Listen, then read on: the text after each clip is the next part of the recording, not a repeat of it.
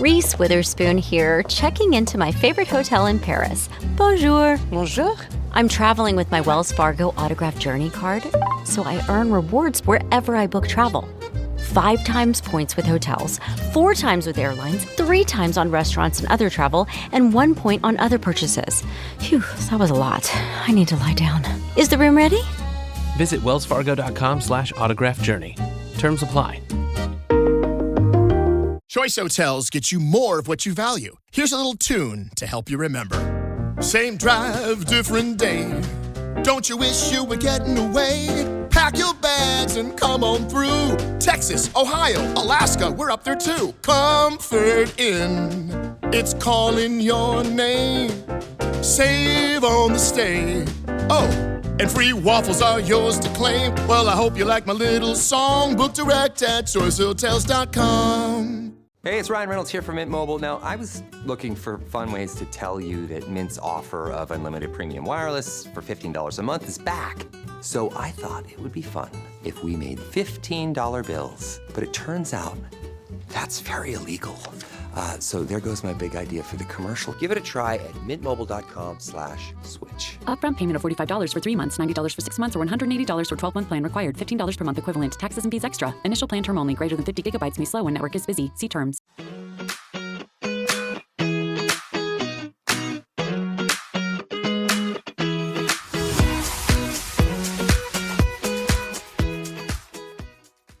Welcome to Tragic Hollywood. I'm Natalie. And I'm Paige.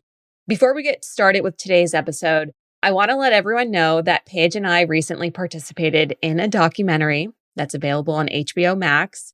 It is for the show Lethally Blonde with Holly Madison. We are on season 2, episode 8. The title is To Live and Die in Hotlanta. We cover the case of Bridget Schill, and we can't wait for everyone to tune in.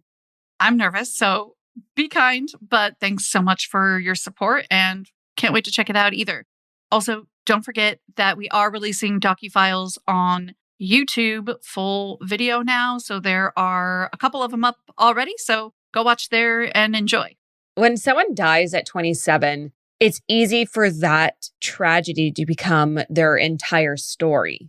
But before Jim Morrison became one of the most famous members of the 27 Club, he was a poet. He was this provocateur, this person going against the counterculture. He was the frontman of The Doors. I think that's really what he's remembered for. So today, as we look into his life, his career, his death, let's remember everything that he brought into art and everything else that he's remembered for. I love that word that was used, provocateur, because that's actually what The Doors were too. They were almost a counterculture to the music that was happening as well. This is also something I think that comes up in Tragic Hollywood a lot, but it definitely was for The Doors, which of course became The Doors and Jim Morrison, but they tolerated it. There were egos at play, but they tolerated it and they knew that he was really important to their success. And when I say success, they were successful. They had 7 consecutive gold albums, and the first of which reached number 2 on the Billboard charts. So this put them in the same league as the Beatles, the Rolling Stones. And I always relate The Doors to the Rolling Stones because that's a lot of the music that I grew up on and that was playing a ton.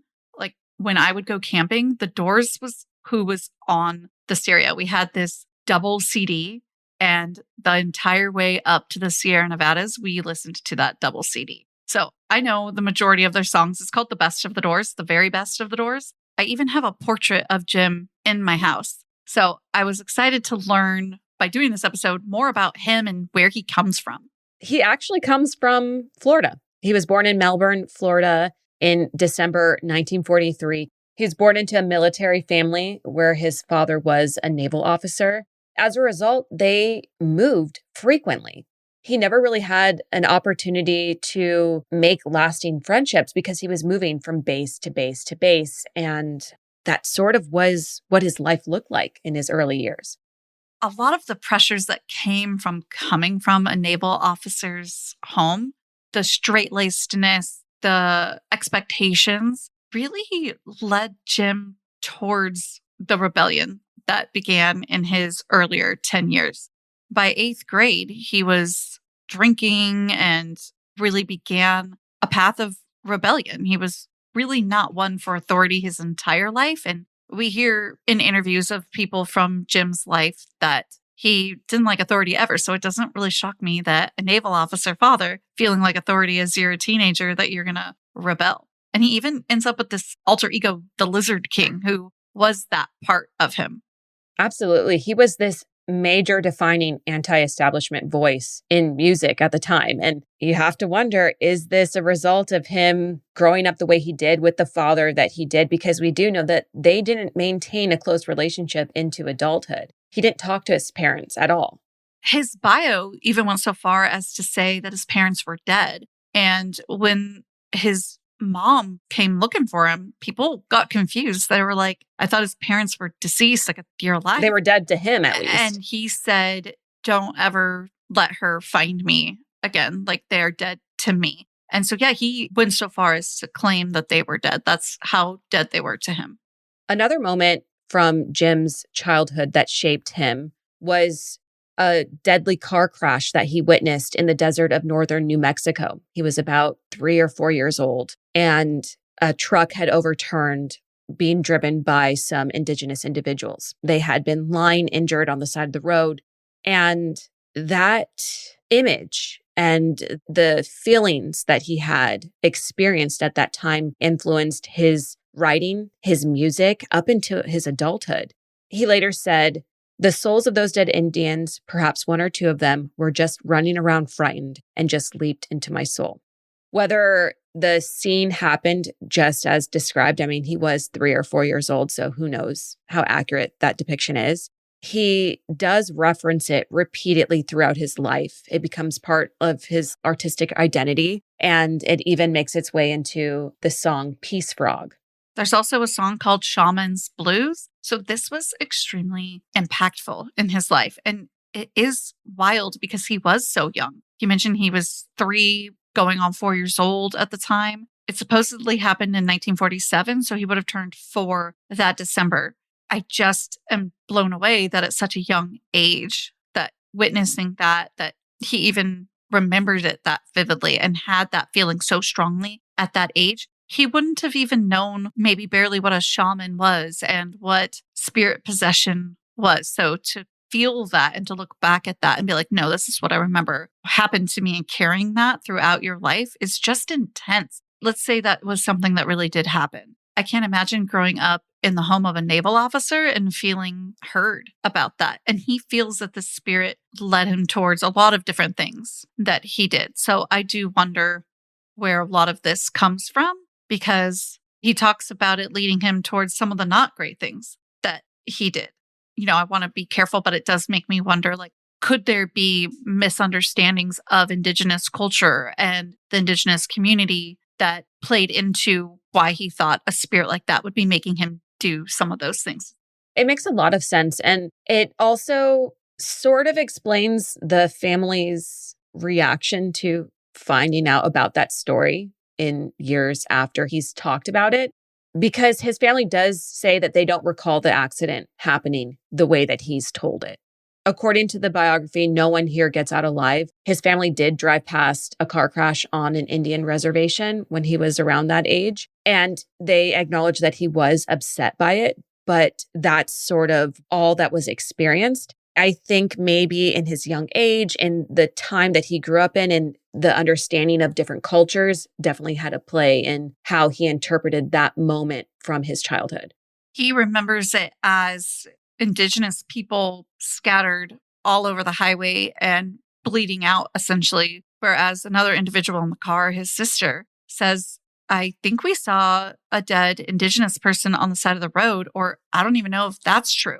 Yeah, she's not sure if it was like exaggerated in his mind. You also have to realize this is someone that was 3 or 4. It could have felt that big of a moment. You know what I mean? Because that was his perspective at the time. Right. It's hard to say. People have researched into this, and all they can really come up with is that there was an accident that occurred October 17th, 1947. A truck was struck and there was a fatality, but it was not an Indigenous person. So I don't know what happened. Regardless of what happened, this story really plays into him creating his own personal mythology. That mythology becomes one of the things that he is most known for. He was also known as a reader. He had a lot of literary influences. He read the book Howl, which I don't know a lot about, but apparently if you do know Howl, that's not something you read as young as Jim was reading it. And his teachers said that he read more than most students in the class, and he read a lot of things that were really offbeat. Dark. Yeah, these books were so offbeat that there was this other teacher that would double check to see if Jim was actually talking about books that really existed, because these teachers didn't know about these books. And so they would double check the Library of Congress.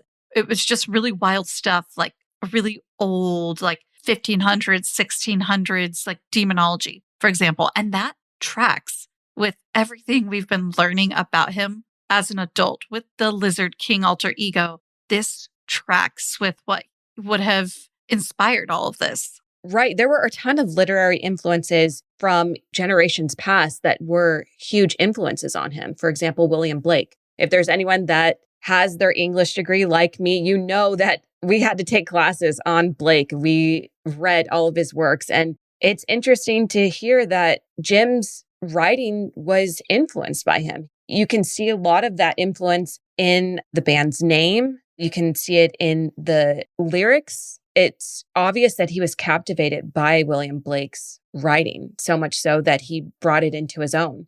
I was not an English major. My degrees are not in English in any way. Tell me more about William Blake and how he relates to the name of the band, The Doors. Supposedly, the name comes from Aldous Huxley's book, The Doors of Perception, which was a line borrowed from William Blake's famous line, "If the doors of perception were cleansed, everything would appear to man as it is, infinite."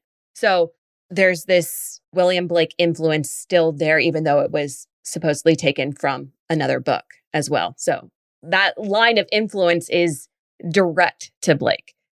Wait, this is tripping me out because I'm starting to think about like how he was so young and saw this thing as so different, right? If we're giving him the benefit of the doubt that he was just lying, like taking away the option of lying, if he really saw it as so different as his sister, for example, this accident with the indigenous people, it's tripping me out. You know, the line that you said about this idea of clean lenses and that everybody could see things as they actually were. Himself seeing things in a way that he feels as reality were real. Like, it's just kind of tripping me out. And I'm just not literary enough to express properly, but I do appreciate that's just tripping me out. And even if it's not true, what he saw, it would make sense that he has this affinity for language and poetry and different authors and how their influence was on his own work because he read so much. I mean, that's something you learn from kids when they're literally babies. The first thing they say to do to your kid is read as much as possible. People who read hold on to so much more vocabulary. They have so much better understanding of what's going on in the world. The fact that he was reading materials that weren't what his cohort or his classmates were reading, it makes sense that he would think differently, that he would have different insights. I mean, he was even a fan of Friedrich Nietzsche and Jack Kerouac. Like, he just had such a diverse set of source material at his hands that he was constantly reading through. So it makes sense. Call me basic, but I'm an autumn girl through and through.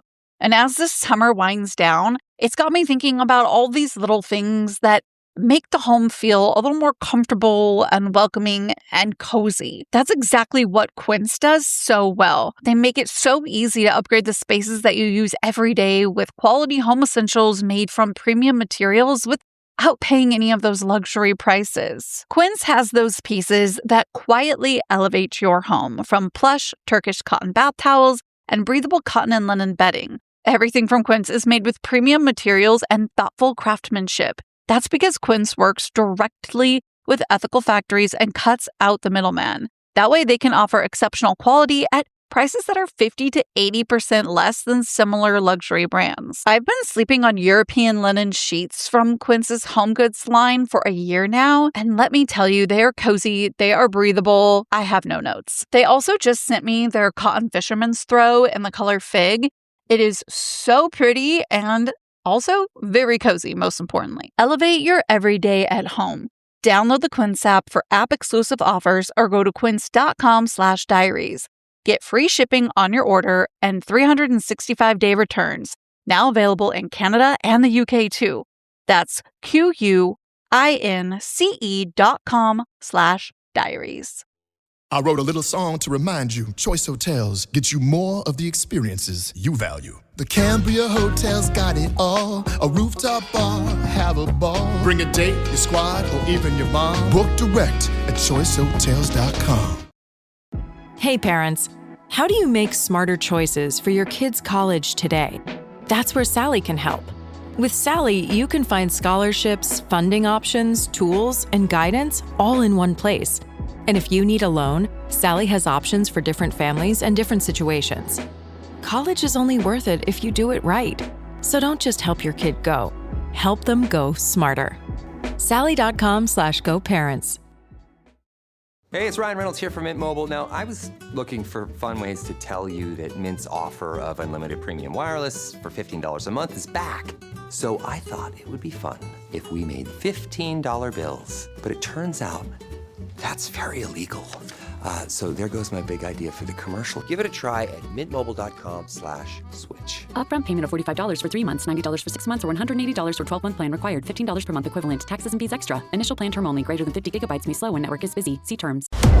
The Hulu original series, Furious, now streaming on Hulu and Hulu on Disney+.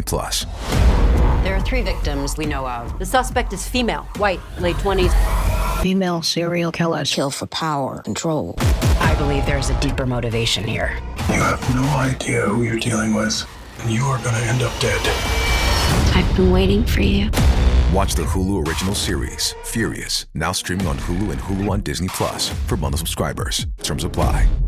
This is why it's not shocking to me that after spending some time at Florida State and kind of burning some bridges there by getting arrested for disturbing the peace and petty larceny, he transferred to UCLA. He entered their film program, but he also took classes within their comparative literature program. So he took advantage of some of these literary classes that were at a major competitive institution where he probably learned a lot. And by the way, I feel like when we're talking about these different offbeat books and things like that he used to read, like it goes back to that perception and the whole idea of the doors of perception. He would perceive the world so differently. He's reading things that the majority of people around him haven't read. Maybe everybody around him haven't read. Yeah, probably not in hundreds of years. Right. So he's seeking his own avenues to tell these stories that reflect his perception through comparative literature classes and film. You know, he wasn't planning on becoming a singer either. That's something that I don't think a lot of people know about him. Obviously, we're talking about him being enrolled in the film school. That's sort of the avenue that he was wanting to pursue.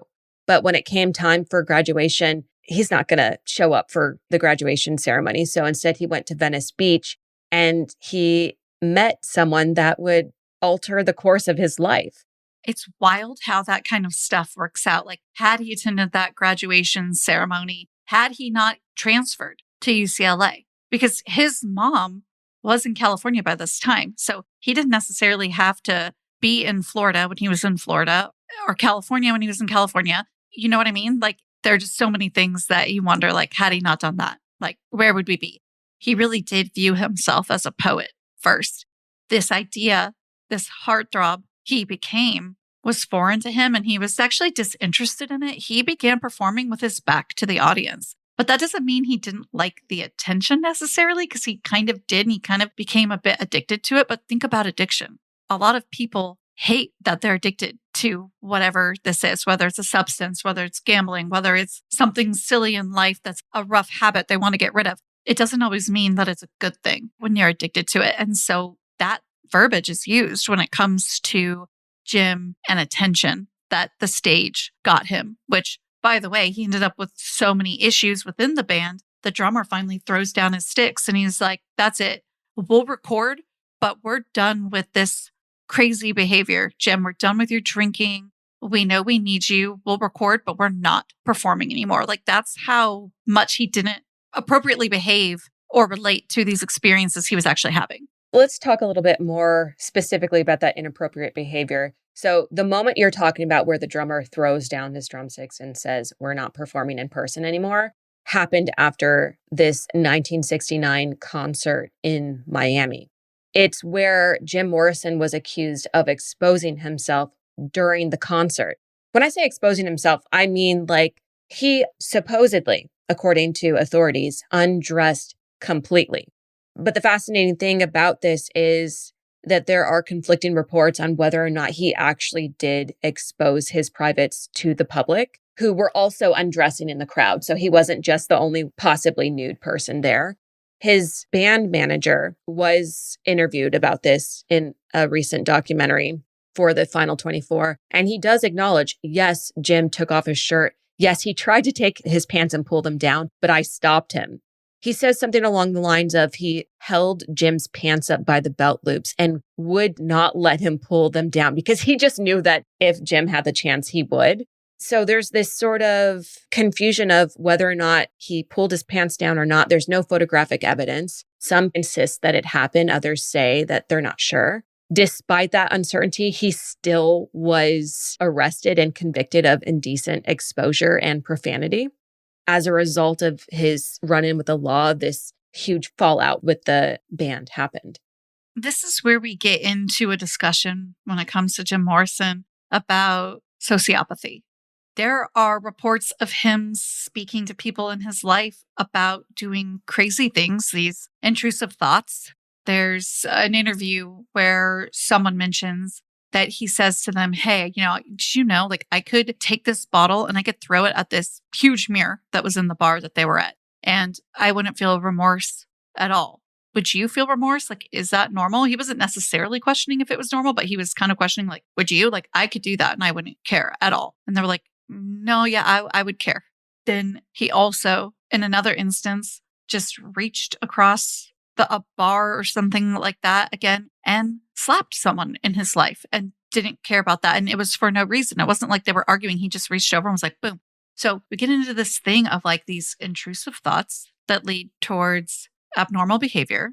And there's no remorse. There's no worry. We start to question sociopathy. Well, we see that lack of remorse in his relationship with Pamela Curson as well. For those who are unfamiliar with who Pamela is, she wasn't just his girlfriend. She was more like his soulmate. And they really had this like central relationship in his adult life. They were very close. They were together for a long time, but they weren't exactly monogamous. Or I should say, Jim wasn't exactly monogamous. He would always end up back with Pamela, but he had plenty of sexual relationships outside of his relationship with Pamela. And that wasn't necessarily something that she approved of. Oh, she caught him with a groupie once, and that was just only one instance. There's this other instance of a lack of care for those around him. It's this creepy clip I saw. It's kind of showing Jim, and I don't know what they're talking about. It's really short, or at least the version of it that I saw. And he's talking about like, where'd all these people come from or something like that. And he goes, I hate people. And it just feels like dark and weird to say that. Like, obviously we get frustrated with each other as fellow human beings, but to be like, I hate people, it just has this darkness behind it. Yeah, like he meant it. Like he meant it. And when the clip stops, whoever edited it, I think it also helped make it feel a little creepier. And now I'm like, I have this man's portrait in my home and he hates people. He hates you. He hates me. That is something unusual to say, especially as a public figure, especially as someone who is putting yourself out there to be consumed by the public, to hate people. And it makes me wonder if it was deeper than that. Did he hate himself? Is that why he drank so much? Because we did mention that he started drinking around 12 years old. He was very, very young when he became accustomed to consuming alcohol, but it never really left his life. It ended up playing a bigger and bigger role as he got older and eventually consumed him. I have to wonder if this consumption sort of affected that personality, affected his perception of the world around him and the people around him. It absolutely can.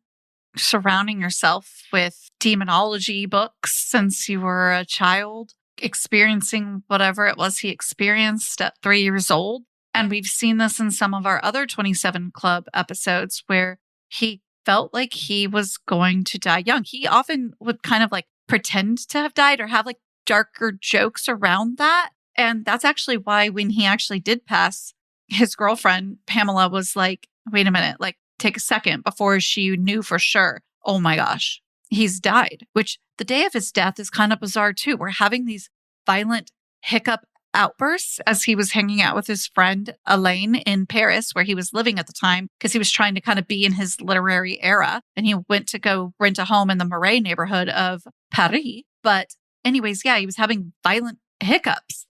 And he was trying to live his literary life in Paris, but he also was escaping the fallout from that Miami show that we talked about a little bit ago, because he was possibly facing jail time.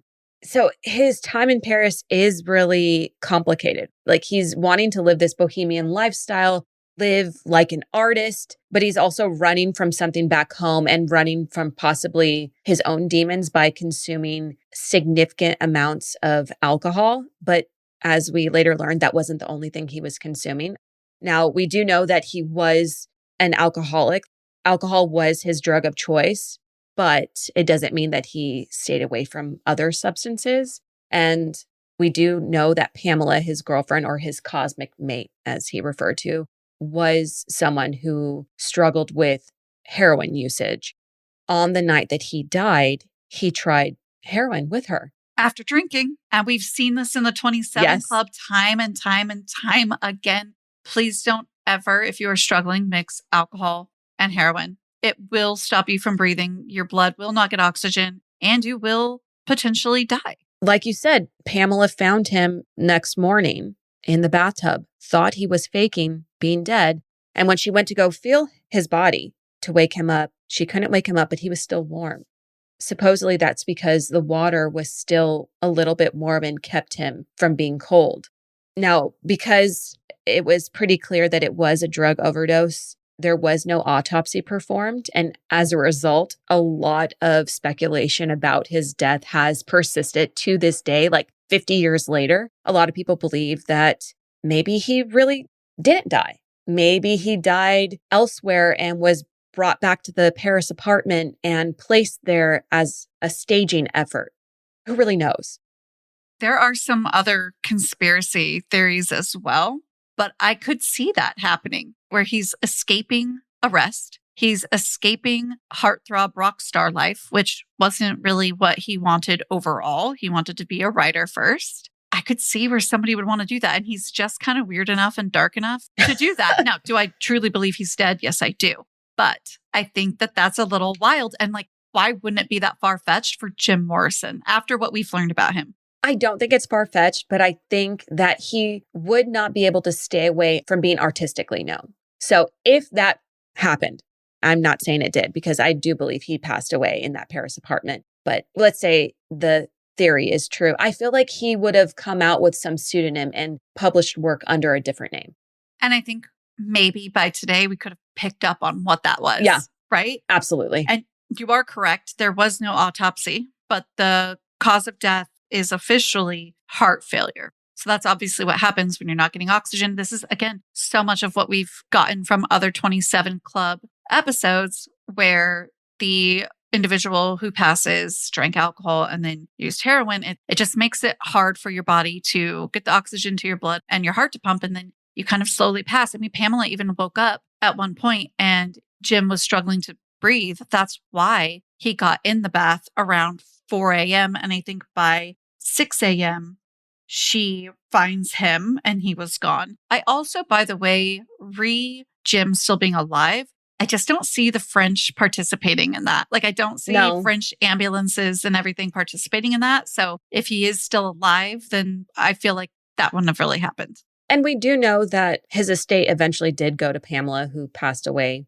a few years after Jim. from a heroin overdose. So like he wouldn't have had any money. He wouldn't have been, it sounds like, in contact with her. It just, nothing like in those theories adds up. It is interesting though that they persist all these decades later. There's that part of his mythology as well. Yeah, Pamela died not even 3 years after him. It's kind of sad when you think about all of that. It's heartbreaking. And I think another sad aspect of his death is the fact that his funeral was really, really small. Not a lot of people attended it because news of his death hadn't spread. And we have to remember this is the 70s. So we didn't have 24/7 news cycles. We don't find out the minute somebody passes away. And then he was eventually buried in a Paris cemetery alongside a number of famous writers. So I feel like that's probably where he would have wanted to be. Yeah. Make sure to follow us on all of our socials at The Murder Diaries Pod and subscribe on YouTube at The Murder Diaries Podcast. Our schedule is Monday's Tragic Hollywood, which will be on YouTube full videos starting in August. We have our docufiles on Tuesdays, which are already on YouTube full videos. And then Thursdays are true crime cases that need your attention. Thanks for being here. Bye. Call me basic, but I'm an autumn girl through and through. And as this summer winds down, it's got me thinking about all these little things that make the home feel a little more comfortable and welcoming and cozy. That's exactly what Quince does so well. They make it so easy to upgrade the spaces that you use every day with quality home essentials made from premium materials without paying any of those luxury prices. Quince has those pieces that quietly elevate your home, from plush Turkish cotton bath towels and breathable cotton and linen bedding. Everything from Quince is made with premium materials and thoughtful craftsmanship. That's because Quince works directly with ethical factories and cuts out the middleman. That way they can offer exceptional quality at prices that are 50 to 80% less than similar luxury brands. I've been sleeping on European linen sheets from Quince's home goods line for a year now, and let me tell you, they are cozy, they are breathable. I have no notes. They also just sent me their cotton fisherman's throw in the color fig. It is so pretty and also very cozy, most importantly. Elevate your everyday at home. Download the Quince app for app-exclusive offers or go to quince.com/diaries. Get free shipping on your order and 365-day returns. Now available in Canada and the UK too. That's QUINCE.com/diaries. Hey, it's Ryan Reynolds here from Mint Mobile. Now, I was looking for fun ways to tell you that Mint's offer of unlimited premium wireless for $15 a month is back. So I thought it would be fun if we made $15 bills. But it turns out that's very illegal. So there goes my big idea for the commercial. Give it a try at mintmobile.com/switch. Upfront payment of $45 for 3 months, $90 for 6 months, or $180 for 12-month plan required. $15 per month equivalent. Taxes and fees extra. Initial plan term only. Greater than 50 gigabytes may slow when network is busy. See terms. I'll be honest, shopping for clothes is not my favorite thing. I just want to look good without overthinking it. Stitch Fix makes it easy. You take a quick style quiz, your size, your vibe, your budget, and a real human stylist sends a box with clothes that actually fit your life. Try it on at home, keep what works, send back the rest. Shipping's free, no subscription required. Get $20 off at stitchfix.com/Spotify. That's stitchfix.com/Spotify.